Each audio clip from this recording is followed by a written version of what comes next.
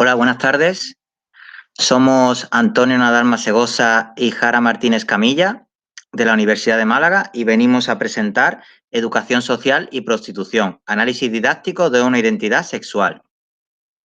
En primer lugar, tenemos que tener en cuenta que las construcciones sociales y políticas de una profesión ejercida pero no regulada, que incluye heterosexualidad, homosexualidad y transexualidad, y que no parten de sus protagonistas, sino de quienes desde el privilegio se otorgan la capacidad y posibilidad de juzgar a quienes en muchas ocasiones apenas pueden subsistir, partiendo de análisis sesgados y parciales, no pueden continuar siendo la norma desde la cual construir ninguna clase de conocimiento que pretenda llamarse científico.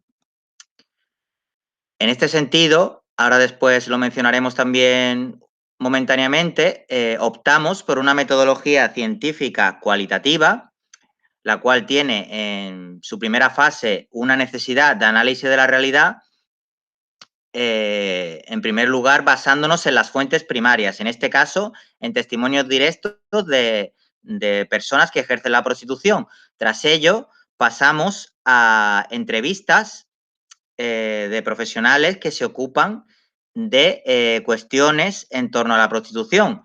Y finalmente desarrollamos una etnografía virtual para aproximarnos al estado del arte.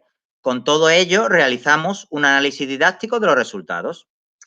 En primer lugar, a donde nos dirigimos es a esta publicación que pueden ver ahí, un ranking 2020, indicadores sintéticos del sistema universitario español, de la Fundación BBVA y del IBIE, para ver a través de ese ranking y a través de ese encasillamiento numérico el papel de la educación social en las principales universidades españolas, como decimos, según este ranking. Y como podemos ver en la imagen, en la absoluta mayoría de ellas, es decir, solo en una de todas esas que pueden ver ahí, hay educación social, el grado en educación social. Hay 12 niveles en este ranking y estas son todas las universidades que incluyen los dos primeros niveles. ¿Qué pasa con la prostitución? Pues ni en el plan de estudios del grado en educación social de la Universidad Autónoma de Barcelona, ni en la página web específica que lo alberga, encontraremos ninguna referencia a la prostitución. Si investigamos de la institución de la cual venimos, en las 156 páginas de la memoria de verificación del título del grado en Educación Social de la Universidad de Málaga, situada esta última en el sexto nivel del mencionado ranking anterior, no encontraremos mención alguna al tema que nos ocupa. Además, nada cambia si profundizamos en el estado del arte. Por ejemplo, si echamos un vistazo al Real Decreto 1420/1991 de 30 de agosto, por el que se establece el título universitario oficial de diplomado en educación social y las directrices generales propias de los planes de estudios conducentes a la obtención de aquel, no encontraremos la palabra prostitución. Si vamos al libro blanco de la ANECA sobre el título de grado en Pedagogía y Educación Social, que son dos volúmenes con un total de 680 páginas, no encontraremos el concepto de prostitución. Si vamos al artículo que ahí pueden ver sobre la formación en trabajo social y en educación social en España, no encontraremos nada sobre prostitución. Incluso si vamos a un escrito del Consejo General de Colegios de Educadores Sociales llamado Consideraciones y Participación en la solicitud de nada más y nada menos que una ley del derecho a la educación social, igualmente tampoco encontraremos nada de prostitución. ¿Cómo abordamos esta cuestión de forma inicial?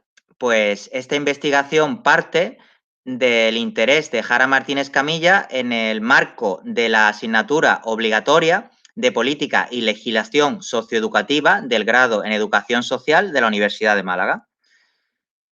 ¿Qué tenemos en cuenta? Que escapamos en lo posible de la falta de atención de esta temática, así como de discursos mediáticos infundados, abordando una identidad sexual que incluye todas las orientaciones sexuales con distintos porcentajes, por supuesto.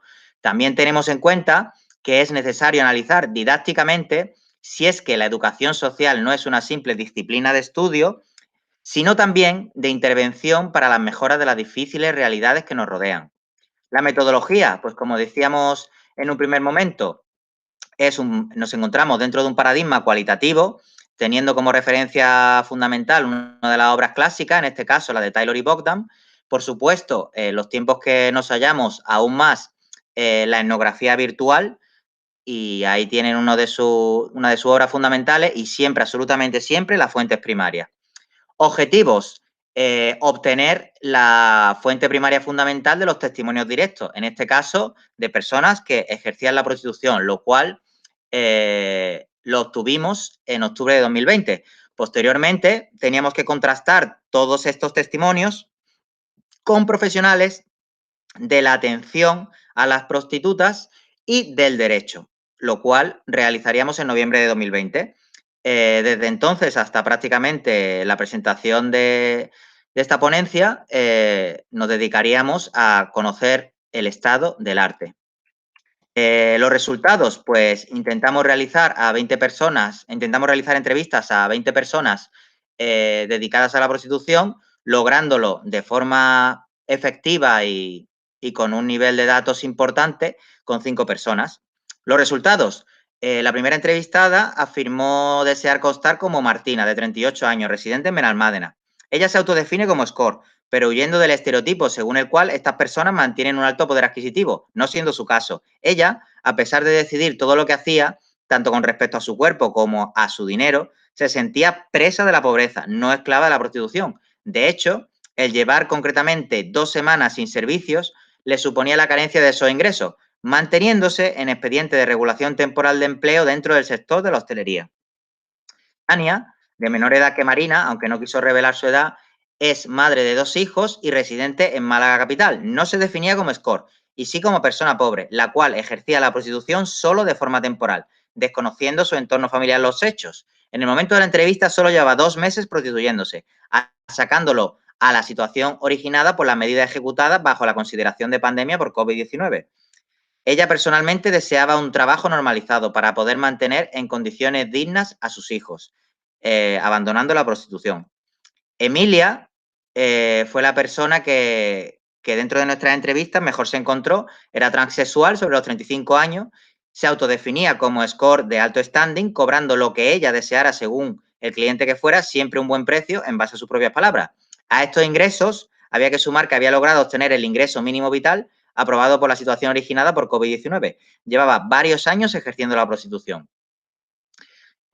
Una entrevista curiosa fue la obtenida con Sara, que era una estudiante universitaria muy joven, autodefinida como escort y que ejercía ese trabajo voluntariamente y tenía mucho temor a que reveláramos sus datos o su privacidad. Por último, Noa, una mujer de unos 40 y tantos años de edad, así autodefinida, pues residía en un municipio de Málaga que no quiso descubrir, se autodenominaba masajista. Se sometía voluntariamente a lo que el cliente decidiera, desde masaje erótico a cualquier práctica sexual o dejarse hacer lo que le pidieran en sus propias palabras. Efectuaba estos servicios de forma voluntaria en su propio domicilio particular. El resultado, otro resultado más, los testimonios de la pedagoga e integrante de la asociación Mujer Emancipada de Málaga, que se ocupa de la atención integral a mujeres en situación de prostitución, considerando esta asociación que la prostitución no puede ser reglamentada porque supone institucionalizar la feminización de la pobreza. Fundamentales, además de las entrevistas a la Asociación Mujer Emancipada, la entrevista a Fátima Cisneros Ávila, profesora ayudante doctora de Derecho Penal en la Universidad de Málaga, cuya parte de su línea de investigación no solo versa sobre género, sino también sobre prostitución. Este tipo de entrevistas nos aportó un altísimo número de datos y de informaciones actualizadas. Teniendo en cuenta en todo momento que el ejercicio de la prostitución no presenta una regulación ni un marco legal para las personas que la ejercen libremente. No tuvimos mejor opción y mayor privilegio que también poder entrevistar a la profesora titular de la Facultad de Derecho de la Universidad de Málaga, María Salas. ¿Por qué? Porque ella es la responsable del curso de Derecho del Trabajo y de la Seguridad Social. dos derechos no reconocidos, por lo general, a las prostitutas. Esta docente no se posiciona sobre posturas diversas en torno a la cuestión como regulacionismo o abolicionismo, aunque considera que el Estado español no estaría preparado para una regulación de la materia, aunque en algunas comunidades y provincias sí haya normativa. Resultados de la etnografía virtual, pues mencionaríamos la ordenanza para la garantía de la convivencia ciudadana y la protección del espacio urbano en la ciudad de Málaga, que omite el concepto de prostitución y habla de trabajo sexual, prohibiéndolo, considerando infracciones graves la práctica sexuales y el ofrecimiento, solicitud, negociación y aceptación directa o indirecta de estos servicios sexuales, con multa de 750 euros a 1.500 euros. ¿Los resultados de esta política represiva? Pues el desplazamiento del negocio hacia los pisos, las multas de 650 a 593 desde siendo 650 en el 2017 y 2019, 593 a las prostitutas y solo a la clientela, no llegando a la treintena ni en el 2017 ni en el 2019. Las conclusiones, como vimos en un principio, la educación social no se encuentra en las presuntas mejores universidades del Estado español, donde lo politécnico sería la norma. Cuando encontramos determinadas referencias de la educación social, como hemos visto en un par de universidades, por ejemplo, la prostitución no existe. Configurar una identidad sexual cuando sus protagonistas viven con miedo, con vergüenza, con aislamiento o con desconexión no es en modo alguno sencillo. Si no pueden, no desean o no creen útil que se escuche su voz, no podemos más que obtener una cantidad de datos limitada, si bien no por ello insuficiente, cuando podemos contrastar sus palabras con las de profesionales diversas, con legislación o con datos de una contundencia considerable. El análisis didáctico fundamental que podemos establecer y desarrollar tendría que ver con sacar a la luz todo un número de cuestiones que no forman parte del mundo académico, dado que no encontrarán hueco en las temáticas de moda de las revistas de presunto alto impacto, de las líneas de investigación aprobadas y financiadas y de los asuntos que son cómodos de abordar y que no ofenderán a ninguna jerarquía. Las casuísticas de la prostitución son enormemente complejas.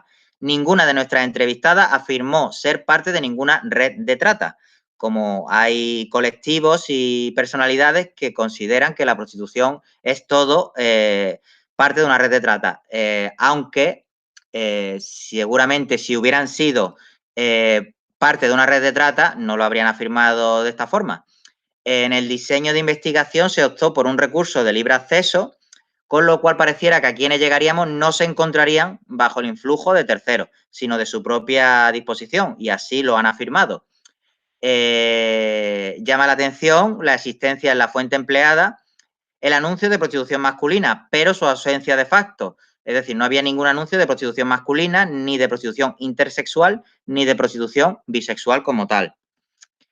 Y nada, una última conclusión y unos datos emergentes, pues fue una cantidad aproximada o mínima de 4 millones de euros destinados tanto en 2019 como en 2020 a la atención a las víctimas de trata de seres humanos con fines de explotación sexual y sus hijos e hijas menores o con discapacidad.